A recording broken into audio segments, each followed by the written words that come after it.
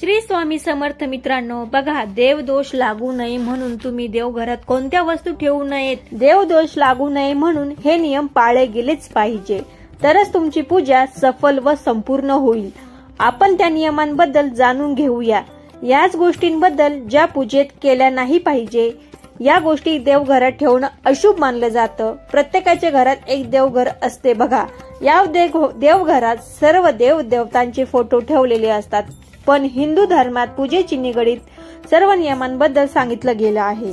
या नियमांचं पालन केलं पाहिजे. देवघरात देवपूजा करताना अशा काही गोष्टी अजिबात ठेवू नये. या गोष्टी ठेवल्यावर देव कोपतो. तुमच्या घरी देवघर असेल तर तुम्हाला हा व्हिडिओ बघणं अत्यंत महत्त्वाचं ठरणार आहे. आपण ह्या चुका करतो का किंवा करू नये यासाठी काळजी घेणं गरजेचं. तर या अगोदर तुम्ही या चॅनलला सबस्क्राईब केलं नसेल तर सबस्क्राईब करा. असेच महत्त्वपूर्ण व्हिडिओ बघण्यासाठी बेल आयकॉनवर क्लिक करा. तुमच्या देवघरात असं काही असेल तर लगेच काढून टाका. चला तर मग आपण ही सर्व माहिती जाणून घेऊया. सुरुवात करूया. देवपूजेतील देव एकमेकांस पाहत आहे असे ठेवू नये, म्हणजे समोरासमोर ठेवू नका. देवघरात धन पैसे दडवून ठेवू नयेत. देवाऱ्यात कमीत कमी देवमूर्ती फोटो असाव्यात. एकाच देवाच्या 2 अगर जास्त मूर्ती असू नये, त्यामुळे त्यापैकी एकही कार्य करत नाही. त्याच देवतेची मूर्ती आणि फोटो चालेल. देवी निरनिराळ्या 2 असल्या तरी चालतील, त्यापेक्षा जास्त नको. दत्तक गेलेल्या घराण्याचे अगर बुडीत घराण्याचे देव देवघरात पूजू नयेत. ते सर्वच विधिवत विसर्जन करून नवीन देव करावेत. सोन्याचे देव असले तरी विसर्जन करावेत. नाहीतर पूजकाचेही म्हणजे जी व्यक्ती पूजा करेल त्याची वंशपुढी होईल. अनेक संकटांनी त्रस्त होईल. त्या घरात सुख शांती मिळत नाही. कितीही कष्ट करूनही त्याचे फळ मिळत नाही. देव्हाऱ्यात भगवान शंकराची मूर्ती अगर फोटो पूजू नये. घराचे वातावरण स्मशानावत होईल.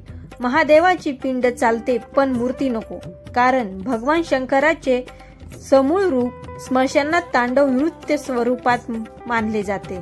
संसारी माणसाने मारुतीची देवघरात पूजा करू नये, कारण कुटुंबाचा वंश खंडित होण्याची शक्यता राहते. घरात 6 फुटाच्या वर दक्षिणाभिमुख मारुतीचा फोटो लावता येईल बर का. देवघरात शनीची पूजा करू नये. सर्व जीवन संकटमय अतिसंकटमय राहते. देवघरात मुंज्या कधी पूजू नये. बाकीचे देव काम करत नाही असे म्हटलं जातं, म्हणजे त्यांची आपल्यावर कृपादृष्टी कधीही राहत नाही. शिवाय त्या मुंज्या सद्गतीपासून बंधनात अडकल्यामुळे पूजा करूनही त्याचे आपल्याला फक्त शापच मिळते. देवघरात गायत्री मातेची पूजा करू नये, कारण गायत्री मातेचे स्वरूप पराकोटीचे पवित्र मानले गेले आहे. शिवाशिव पाळणे अति कडक असते. विटाळ स्त्रीची सावलीही त्यावर पडलेली चालत नाही. देवघरात काळभैरवाची देखील पूजा देखील निषिद्ध मानली गेली आहे. तो यमस्वरूप असे अति उग्र कडक आहे. देवघरात म्हसोबा पूजू नये, त्यामुळे कुलदेवतेची कृपा छत्र कुटुंबावर राहत नाही. कुटुंब अनेक संकटांनी पीडित राहते. तसेच देवघरात पिराच्या चिन्हाचीही पूजा करू नये. इतर देवतांची कृपा आपल्याला लाभत नाही. गुरु व शिष्य यांची एकाच वेळी पूजा करू नये. प्रथम गुरुची पूजा करावी, नंतर शिष्याची पूजा करावी. त्यानंतर देवाच्या मूर्ती शोकेसमध्ये ठेवू नये. ते देव आपलीच कुटुंबाची शोभा करतात. त्यानंतर देवघरातील पूजेच्या मूर्त्या 3 इंचापेक्षा कमी असाव्यात. जास्त उंचीच्या मूर्त्या विसर्जन कराव्यात. देवाऱ्यातील देवांना माशी लागलेली असू नये. देव भग्न छिद्र पडलेले, चिरा गेलेले, विद्रूप झालेले, पाण्यात टाकल्यावर बुडबुडेने येणारे नसावेत. ताबडतोब विसर्जन करून नवीन मूर्ती स्थापन कराव्या. बक्षीस मिळालेले सापडलेले देव देवघरात पूजू नये. त्यांची पूजा केली असता ज्यांनी ते देव दिले आहेत किंवा ज्यांचे देव ते आहेत, आपण केलेल्या पूजेचे फळ आपल्याला भेटत नाही, त्याच लोकांना मिळते. आपली पूजा व्यर्थ ठरते. त्यामुळे बक्षीस मिळालेले देव अथवा बाहेर आहेर म्हणून आलेल्या देवांच्या मूर्ती आपल्या घराच्या देवघरात पूजू नयेत. आसरा देखील देवघरात पूजू नयेत. आसरांचे शुक्रवारी विधिवत विसर्जन प्रवाहात करावे. नंतर देवपूजा करताना पूजा करणाऱ्याचे तोंड पूर्वेला किंवा पश्चिमेला असावे. किंवा देवांचे तोंड पूर्वेला किंवा पश्चिमेला असावे, दक्षिण उत्तर दिशा नसावी। त्यानंतर देवघर नेहमी ईशान्य कोपऱ्यातच असावे। ईशान्य दिशा ही हलकी समजली जाते। देवघर हे नेहमी लाकडाचे सागवानी असावे, ते संगमरवरी नसावे, कारण ईशान्य दिशा ही हलकी तत्वाची दिशा मानली गेली आहे। संगमरवरी जर देवघर असेल तर पुन्हा तिथे जड तत्व उत्पन्न होते आणि गोष्टी विरुद्ध दिशेने घडण्यास सुरुवात होते। त्यामुळे शक्यतो लाकडी सागवानी देवघरच असावे। देवाऱ्यावर दिवंगत आई वडील वगैरे यांचा कोणाचा फोटो लावू नये। देवावर श्रद्धा असेल तरच देवपूजा करावी। उगीच कोण काय म्हणतील म्हणून देवपूजा करू नये। श्रद्धा असेल तर मात्र रोज स्वहस्ते पूजा करावी किंवा करवून घ्यावी। मनोभावे नतमस्तक व्हावे। देवाला रोज नमस्कार करावा। घरातील मंदिरात शिवलिंग ठेवण्याचे काही नियम असतात। घरात एकापेक्षा जास्त शिवलिंग ठेवू नये असं शिवपुराणात सांगितलं गेलं आहे।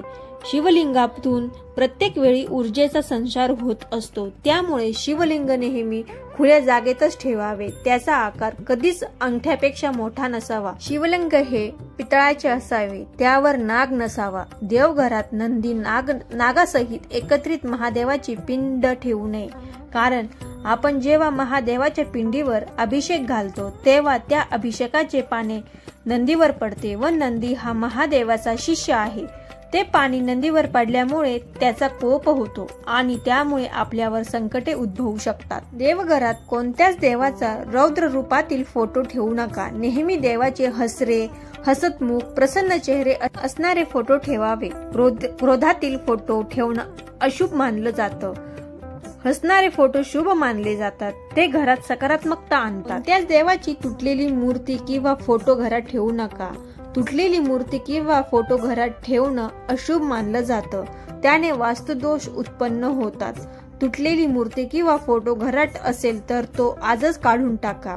त्यानंतर पूजेदरम्यान तांदळाचं अत्यंत महत्त्व दिलं गेलं आहे। तांदळाला शुद्ध धान्य मानलं जातं। ते पूजेत फुलांची कमी पूर्ण करतात, पण देवावर कधीच तुटलेले तांदूळ टाकू नये। जर तुमच्या घरातील देवघरात तुटलेले तांदूळ असतील तर आजच ते काढून त्या जागी चांगले अख्खे तांदूळ ठेवून द्या।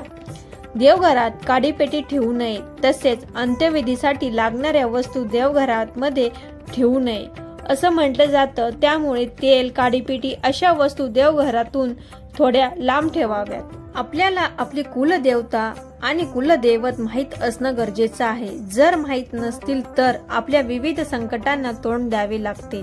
आपल्या देवघरात आपल्या कुलदेवतांचा एकतरी फोटो किंवा मूर्ती असणे आवश्यक आहे। आपण देवाला जी फुले वाहतो म्हणजे ती निर्माल्यात बनते, ते पुन्हा पुन्हा वापरण्यात येऊ नये। ते वाहत्या पाण्यामध्ये म्हणजे नदीत प्रवाहित करावे। देवघरातील शाळीग्रामवर कधीही अक्षदा वाहायच्या नसतात। तसेच ओले कपडे घालून म्हणजेच ओल्या वस्त्री देवपूजा कधी करायची नसते। त्याचबरोबर देवांना एका हाताने कधी नमस्कार करायचा नसतो। आपण देवघरात जी समई लावतो किंवा जी निरंजन लावतो त्यात तेल आणि तूप असं एकत्र घालू नये। तेलाचा दिवा वेगळा आणि तुपाचा दिवा वेगळा असा लावावा। देवाला लावलेल्या समईच्या ज्योतीवर निरंजन कधी लावू नये, म्हणजेच दुसरा कोणताही दिवा पेटवायचा नसतो। समईमध्ये 3 वाती लावायच्या नसतात। एकतर 2 लावा, एकतर 4 लावा, नाहीतर एकच लावलेली चालते। देवांना नमस्कार करताना आपल्या डोक्यातील टोपी काढून नमस्कार करावा। देवापुढे नतमस्तक व्हायचे असते, त्यांना शरण जायचं असते। आपण देवघरात किंवा मंदिरात जी स्तोत्रे मंदिरात म्हणतो ना, मोठ्या आवाजात म्हणायची, परंतु तप करताना देवांचे नामस्मरण करताना ते शांततेत केलेच कधीही चांगले। देवांना आपण जेव्हा गंध लावतो तेव्हा गंध करंगळी शेजारील बोटाने लावायचा आणि आपल्या पितरांना म्हणजेच पूर्वजांना अंगठ्या शेजारील बोटाने गंध लावायचा। स्वतःला मधल्या बोटाने लावावा व इतरांना अंगठ्याने गंध लावावा। वद्याच्या पानात किंवा ताटात मीठ वाढू नये।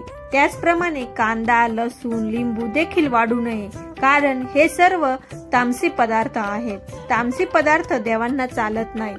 मारुती हा ब्रह्मचारी आहे, त्यामुळे त्याची मूर्ती देवघरात ठेवायची नसते. त्याची मूर्ती जर देवघरात ठेवली तर घरातील तिसऱ्या पिढीचा वंश खंडित होण्याची शक्यता असते. म्हणून मारुतीची मूर्ती देवघरात ठेवू नये. अशा प्रकारे देवघरात पाळायचे महत्त्वाचे हे नियम आहेत. देवघराच्या बाबतीत पाळायचे आहेत असे काही नियम पाळल्याने आपल्या घरात प्रसन्न वाटते आणि आपल्या घरात देखील शांतता राहते. आपल्या घरातील लोक नेहमी आनंदी राहतात. घरात नेहमी देवांचा आशीर्वाद असतो. आपल्या घरात देवांचा वास असतो. अशी ही महत्त्वाची माहिती मला तुमच्यापर्यंत पोहोचवायची होती. माहिती आवडल्यास या चॅनलला लाईक करा, शेअर करा.